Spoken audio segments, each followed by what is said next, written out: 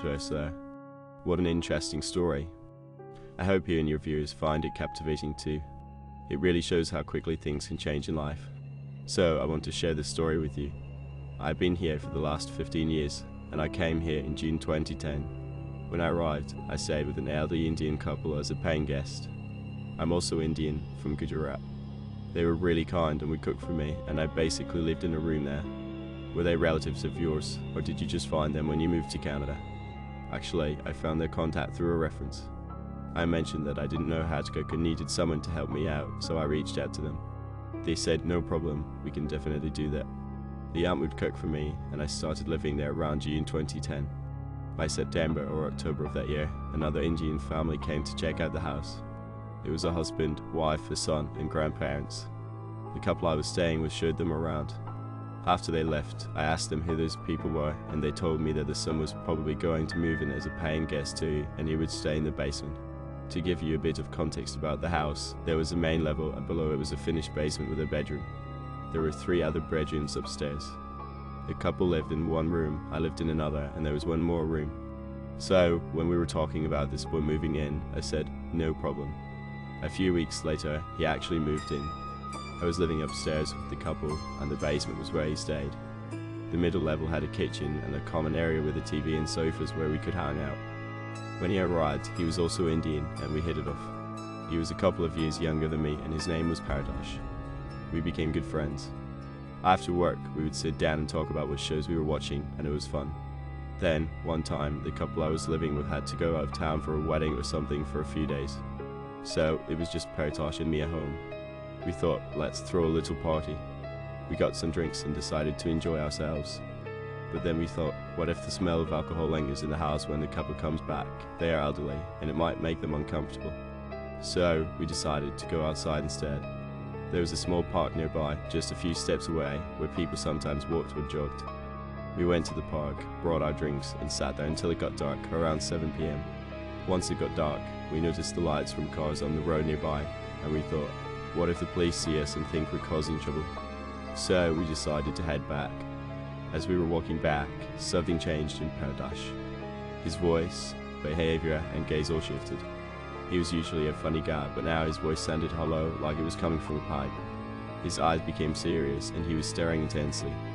We had been speaking a mix of Gujarati and English, but now he was only speaking English. I thought maybe he's drunk, but I was completely sober. I started paying more attention to him. He seemed stable, aware of his surroundings, and he crossed the street carefully, waiting for the signal to change. He was carrying a bag with our snacks and drinks while I just had my phone, but his behavior was off. I asked him if he was okay, and he said something about Stephen. I was confused, so I took him back to the park where we had been talking earlier. He mentioned that his manager had told him that his father, Stephen, had passed away the night before. I thought, wait, how does he know this? His manager's father was named Stephen, but there was no connection to Paritosh. I thought he was still caught up in whatever he was feeling. I suggested he go upstairs to grab something while I made his drinks. He went upstairs, and I heard the fridge open. After a few minutes, I started to wonder what was taking him so long. I went upstairs to check on him, and he was half inside the fridge, bent over awkwardly. I tapped him on the back and joked, "Are you trying to bring the whole fridge down?" He turned to me with a look that sent chills down my spine. His face was completely red, and he said, "Don't touch me." I was terrified. I stepped back, and he just left the fridge open and went back to his basement room. I closed the fridge and stood there for a moment, unsure of what to do. I was scared to go back down, thinking he might attack me or something. But I decided to check on him, thinking maybe he just needed to sleep it off. When I went back down, he was curled up on his bed in a fetal position, mumbling in a hollow voice. I noticed he was still wearing his glasses. I quietly moved some glasses I had made earlier to avoid spilling them. As I reached for the glasses, he suddenly grabbed one of them, downing it in one go like it was water. He then returned to his curled up position. I took a blanket and covered him, turned off the light, and quietly left the room. I was so shaken that I went back to my living room, sat on the couch, and finished my drink. I felt a headache coming on and decided to go to bed. I thought, if he wakes up and starts acting weird again, I'll be stuck. I must have slept for a couple of hours when I started hearing noises. At first, I thought it was rain, but then I realized it was something else. I tried to ignore it, but it kept bothering me. Finally, I got up to check on him. I tiptoed down to the basement, and the bathroom door was open. I could hear the water running. I thought, is he taking a shower at this hour? I peeked inside and saw him squatting in the bathtub, mumbling to himself while cold water poured over him. I was stunned. I quickly turned off the water, and when I touched his shoulders to check if he was okay, he felt like a rock, completely unresponsive. I stepped back, and suddenly he stood up like a robot, moving in a jerky manner. I was frozen in fear, and as he moved past me, I stumbled backward, hitting the bathroom door. He walked right by me, and I was paralyzed with fear. I managed to gather myself and went back upstairs, locking my door and covering myself with a blanket, trembling until morning. When the sun came up, I cautiously opened my door to see if everything was okay. It was eerily quiet.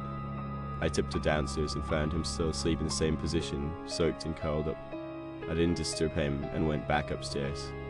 I was starving, so I heated up some leftovers and went back to bed. I woke up around 5 p.m. and heard noises coming from the kitchen. When I went down, Paritosh was there, looking completely drained. He was no longer the tubby, healthy guy I knew. He looked like someone had sucked the life out of him. His hands were shaking and he seemed weak. I asked him how he was feeling, and he said he felt like he had been working in a stone factory for years. He mentioned that he felt hollow inside, just like I had felt when he was acting strange. He told me he had no memory of what happened after we left the park. He said he felt like his body was dissolving, and he had no control over it. After that night, he was fine. We went back to partying together, and nothing weird ever happened again. He's still a good friend, and I've learned that life can change in an instant. I hope everyone stays safe and healthy. Thank you, and all the best to you and your viewers.